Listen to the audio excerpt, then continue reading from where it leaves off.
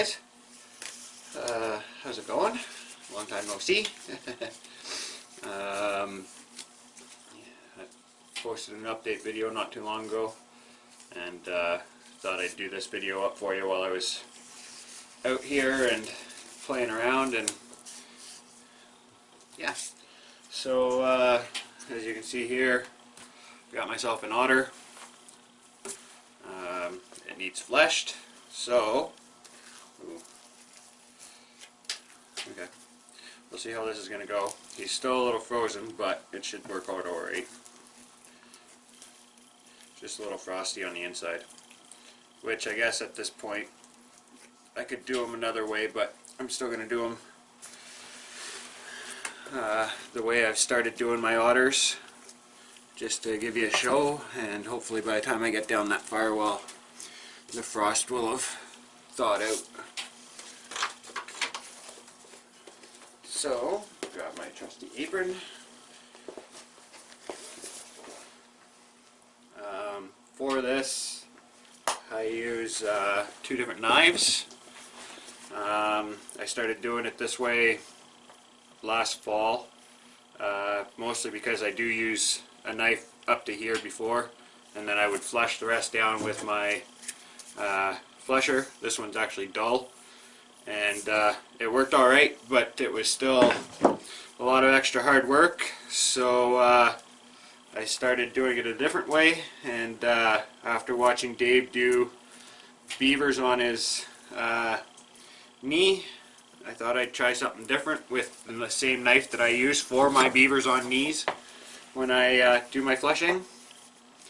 And so this is the knife I use, and it works great for when I'm doing beavers, but it also works good for otters, especially the way I seem to do it. It seems to work out alright for me. So what I'll do is I'll get started. I always start with my smaller knife first around the head, just a little bit more delicate, and I can get a better, a cleaner cut there. So I'll just go ahead and start. I'll talk a little bit as I go and see how this works out. One thing I try and do is I always try and keep my fur nice and tight before I start cutting. The tighter the better, and make sure your knives are nice and sharp. Just cutting through the whiskers here. I'm going to have to resharpen my knife real quick after that, of course. So I'll just touch up my knife and we'll come right back.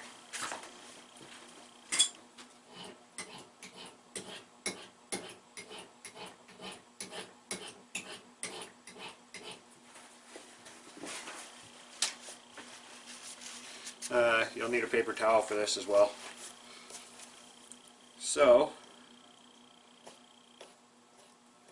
just start real nice and slow. Get underneath that fat, keeping your fur nice and tight. Watch your angle so that you don't get too deep into the skin.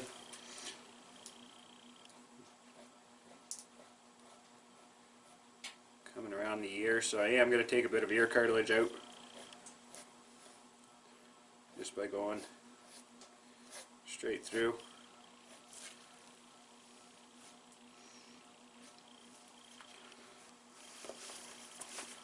And you can see I just pulled my fur up a little bit.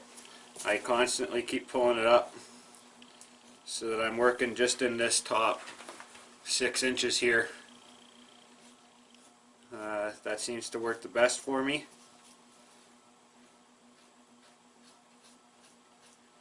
And I seem to get a nice clean pelt.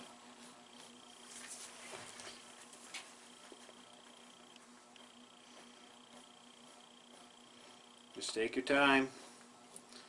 You don't want to cut too deep. Make sure your knife is good and sharp though.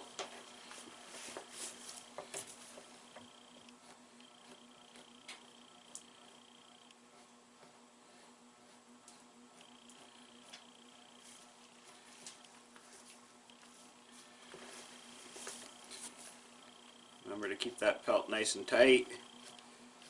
Try and stay out of the light.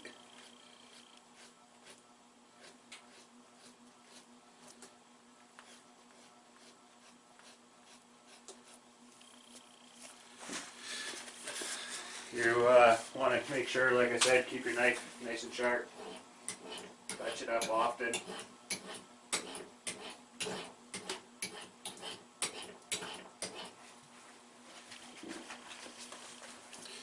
Pelt's cold. Guess that's what happens when he's still half frozen, eh?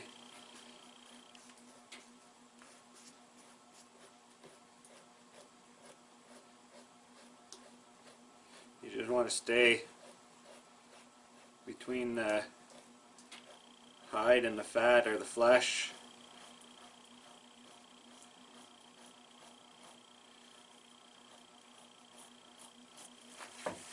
As you keep working your way down. I still use this, but not until the end, and it's only to clean up the little bit that's still left here.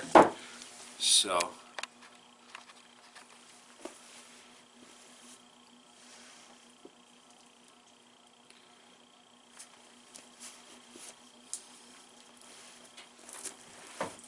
keep turning your hide.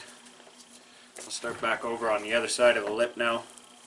Clean up this excess lip that I still have on here and up around here.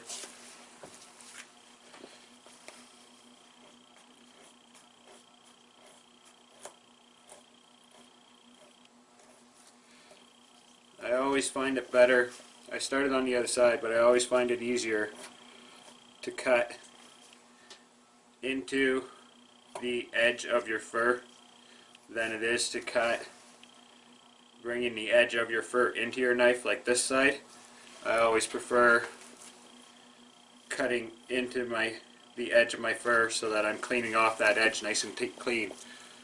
It seems to do a bit better job.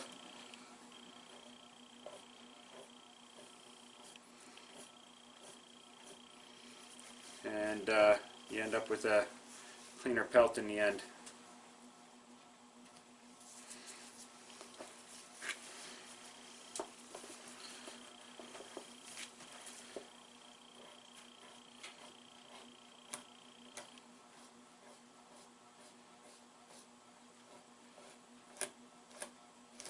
There's those cheek whiskers.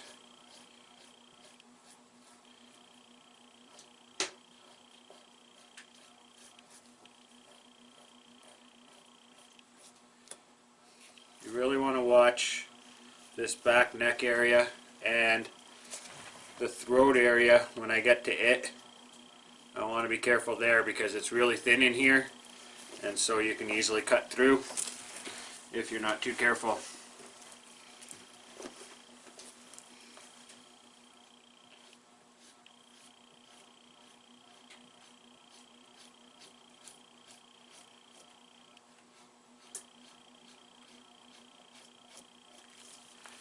Just keep working it down.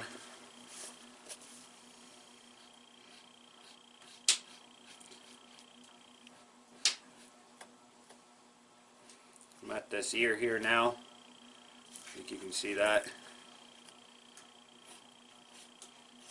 Just cut through it. Make sure I get back down into the fat on the other side.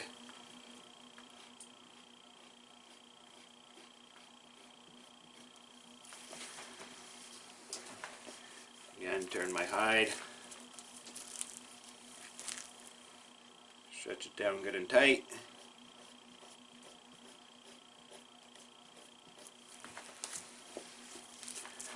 Now I've just got this little strip left here, and then I'm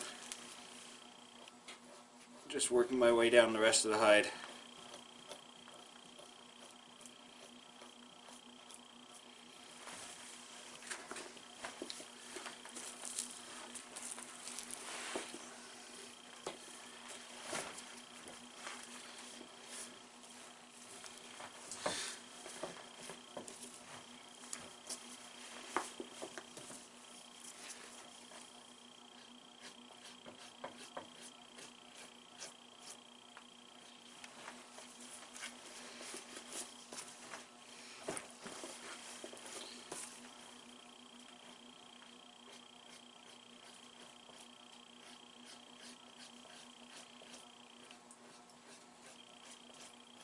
You fold down the fat as you go.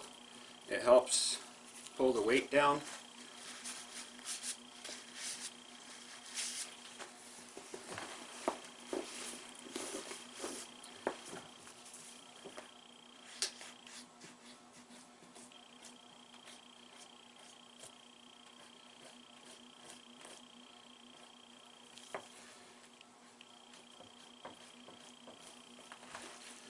And you can keep just working your way around.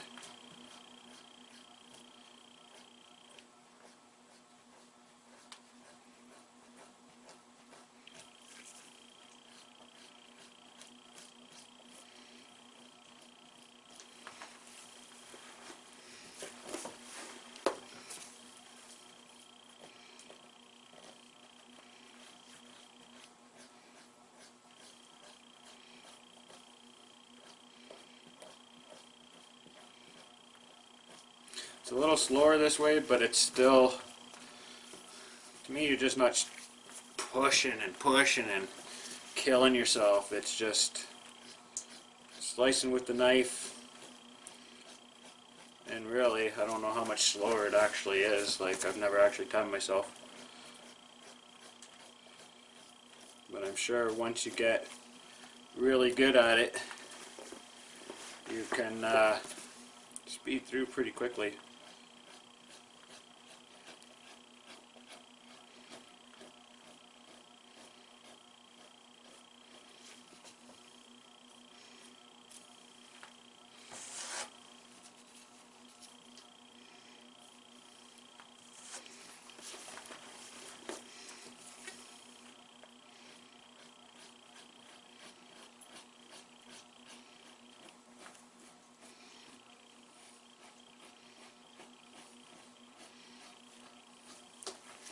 Just remember to keep your fur tight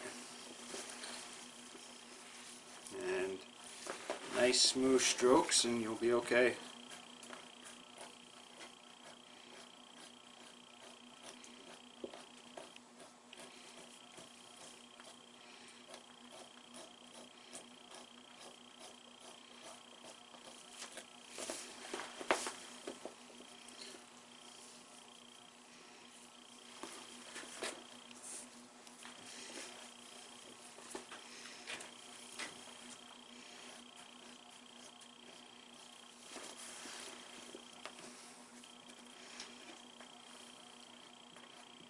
Gotta be careful here around the arms, because you got a lot of looser fur there. A little extra leather from when you skinned it out.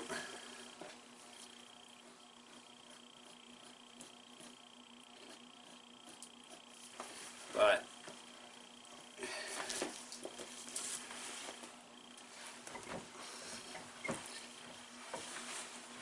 you can still do a good job if you just take your time.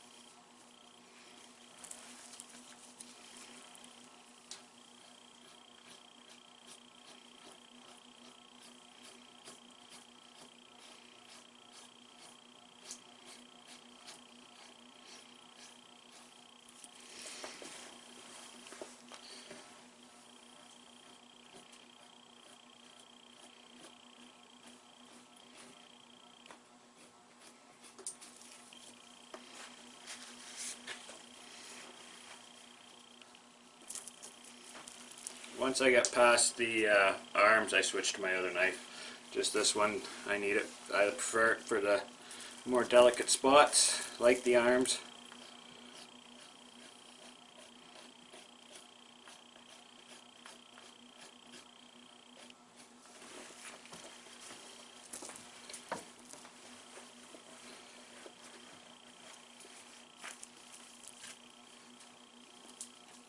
again, you can cut off your excess if you want.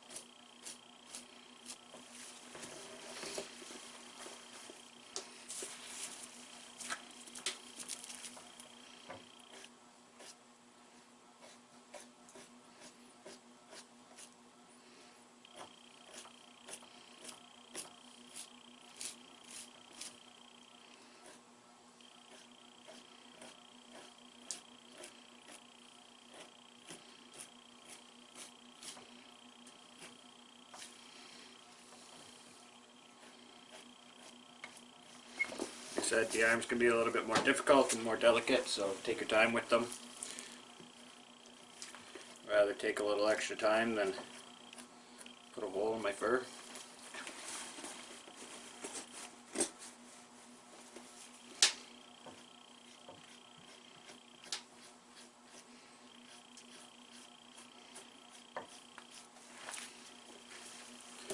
Okay, I'm pretty well, let's get this started here, but I'm pretty well down past the arms except for this one shoulder here.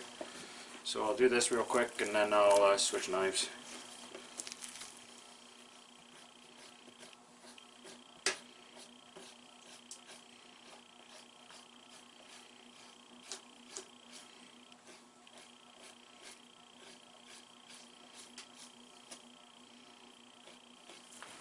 Just where the saddle is, I guess, and get that started.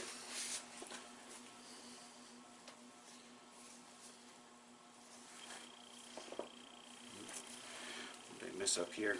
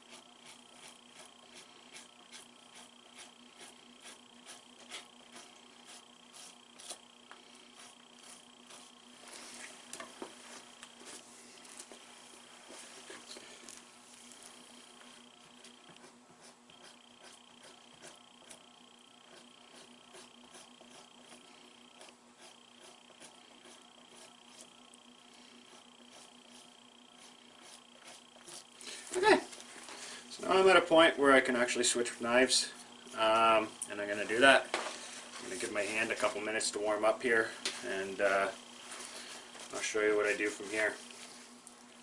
So, I think having a bit of frost left in this fur, or in some areas, is going to help. It seems to let me get a cleaner swipe, but I do have to watch because where it's frozen, well, it'll be easier to cut through as well.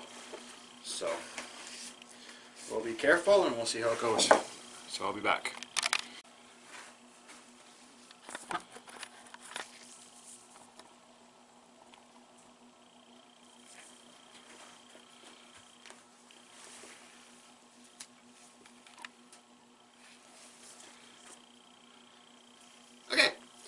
So welcome back.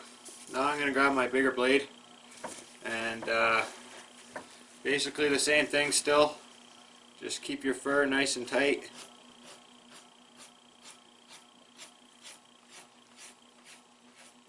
Work your way down.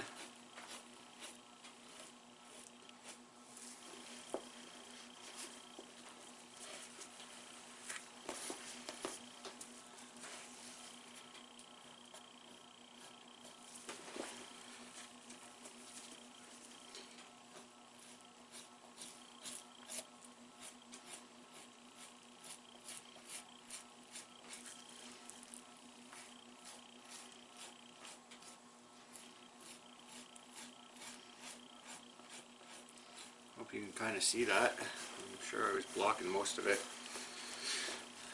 Try and come up higher.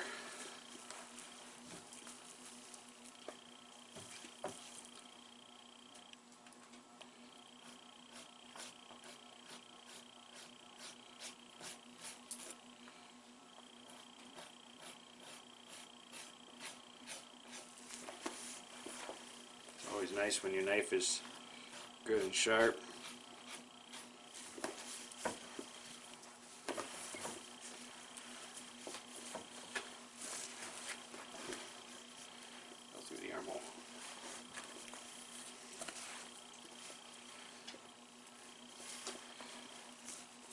Now I'm on the back side of the otter, the tail straight down below me.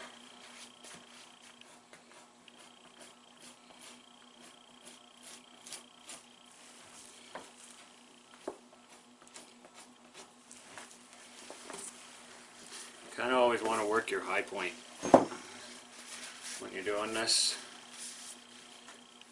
and just take your time. You get a feel for how the knife's got to flow. Same with the way you do a beaver on your knee. Try to watch your angle so you don't go too deep.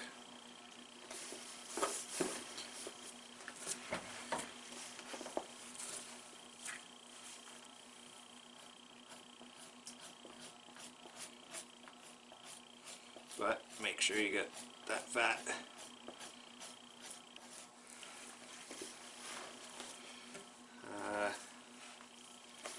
Keep working our way down. You can see that there's still a little bit left. It's just the way it is. It's where your knife strokes usually are. But you get 95% of it off the easy way, and then you can just clean that up with the flushing knife after, or the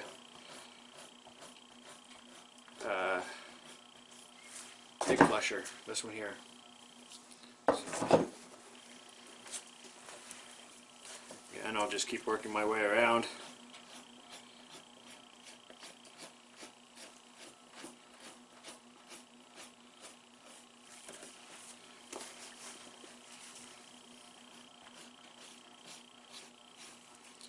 You can see that, yeah, it took me a bit to get going, but now that I'm started, well, it won't take me long and this otter's going to be flushed.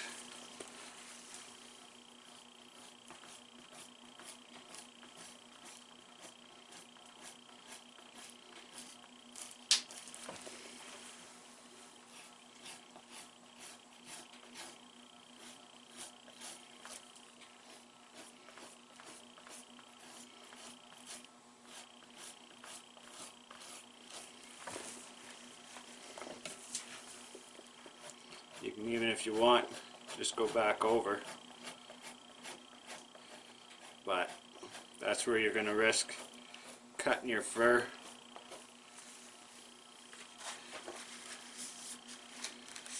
You don't want to do that.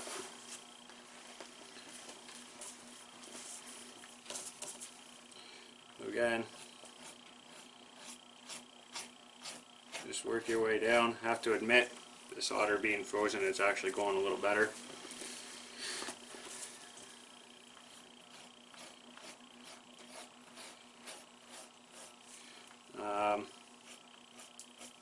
there's the penal hole for this male, and I'm actually not going to do too much inside that area right here, like the very center where his two legs would normally be, in that center down below the penal.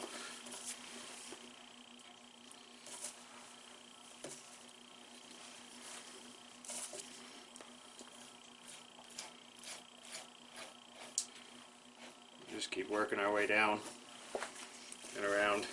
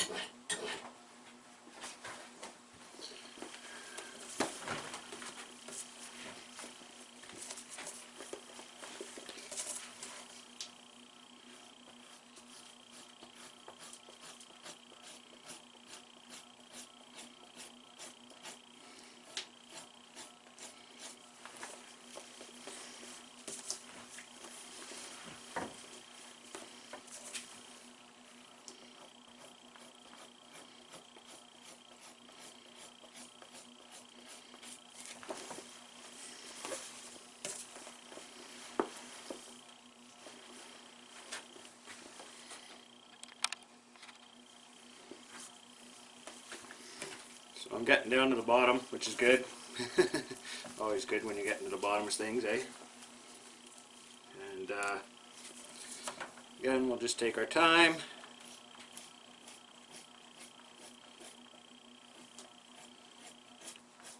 Make sure I pull good and hard on my fur.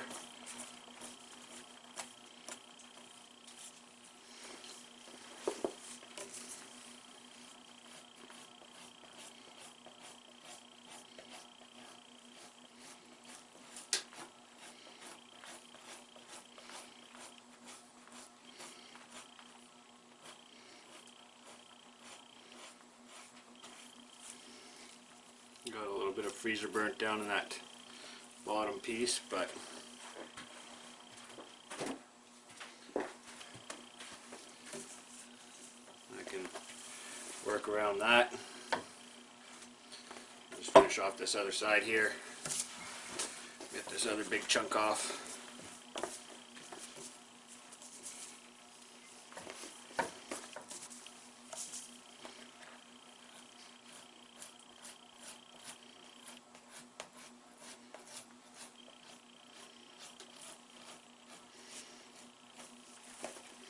First time I did this, I will admit, it wasn't pretty. I'm glad I used an otter that was not so nice for it. But once you get the hang of this, it's amazing how much less pain in the back you get from fleshing your otters.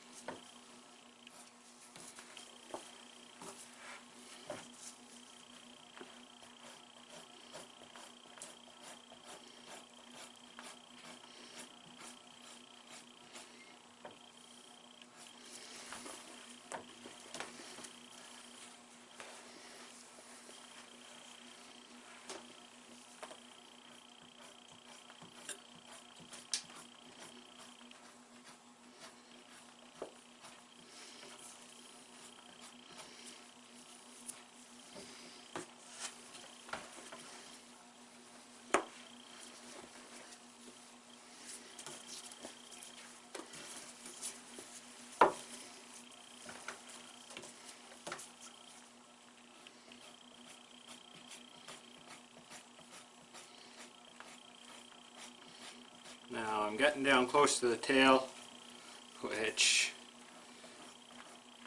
the tail could be a challenge in itself on most days because it's mostly gristle, but with the knife you want to be extra careful not to cut too hard or you're going to cut your whole tail right off. But not quite there yet, so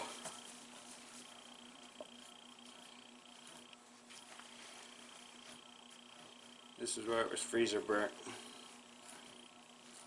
making it harder to clean. I should just use the flesher bar, but we'll get her. And my fur won't stay tight.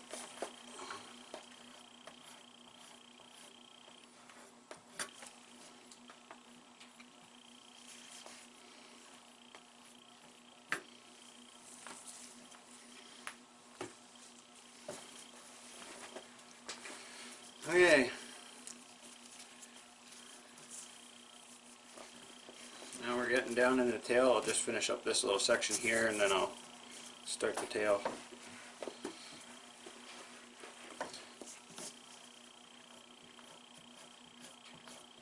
You notice my tail is actually right here right now, and I'm going out on my fur. Like I said before, when I was up by the lips and mouth, I prefer doing it that way. You get a much cleaner piece of fur, or cleaner edge, I find. You want to be careful, take your time. If you're having trouble getting your cut through, well, readjust your fur so you can get it tight again. Okay, so that's 95% of this thing fleshed out. We've got the tail to do, so I gotta finish splitting my tail before I can flesh her out.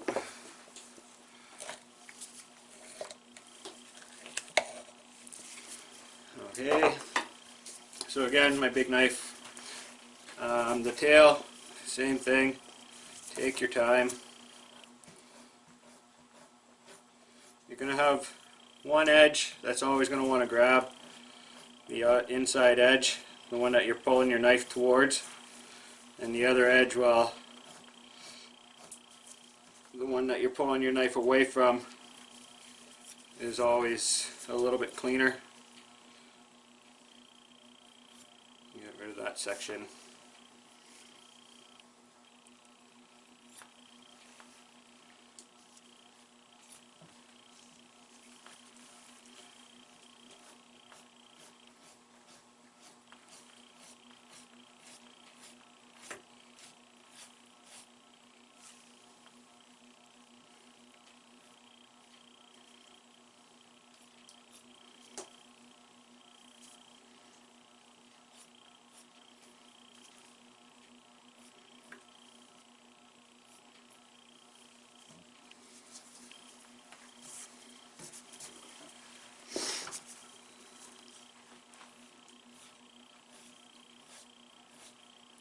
You want to try and lay your tail out as flat as possible for this. Keep it nice and snug.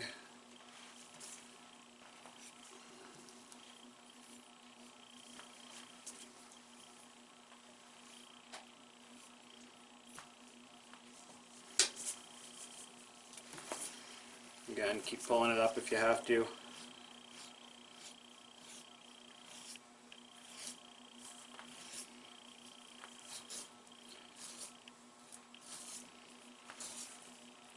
And now you're just kind of filleting a fish.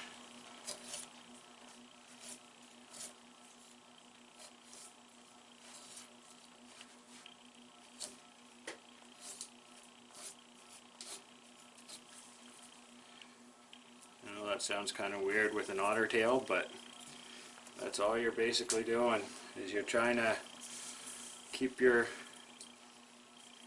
take the fat, or if it was a fish, well, the fish meat off your tail or off your fish without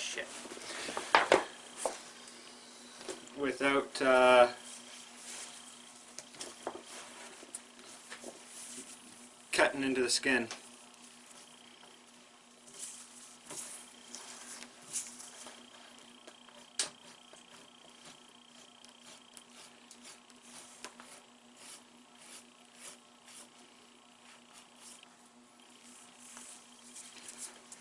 Which you can see down here, it gets a little tougher to do that. So what I'm going to do now is I'm going to put my whole otter back on all the way.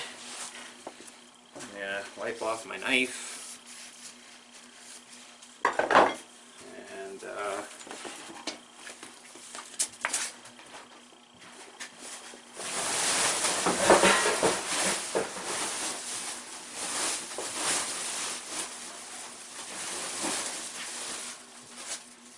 grab myself a jug of sawdust. And basically the sawdust I use just at this point, and cover the whole hide in it, starting with the back since I'm already there. And I'll grab my flesher and just get any of that excess fat from my knife strokes off.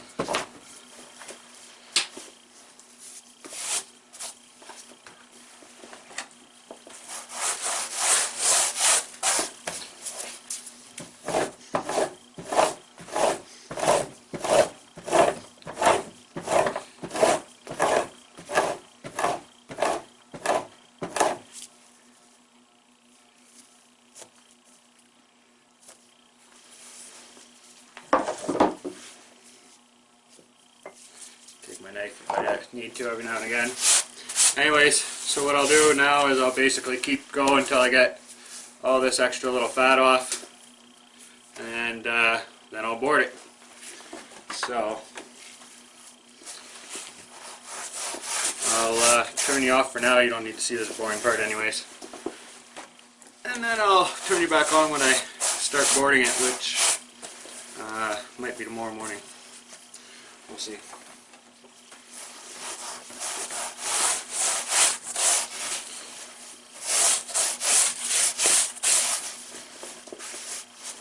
One of the big things the sawdust does is it keeps the grease down when you get to this point, because you are pushing extra grease.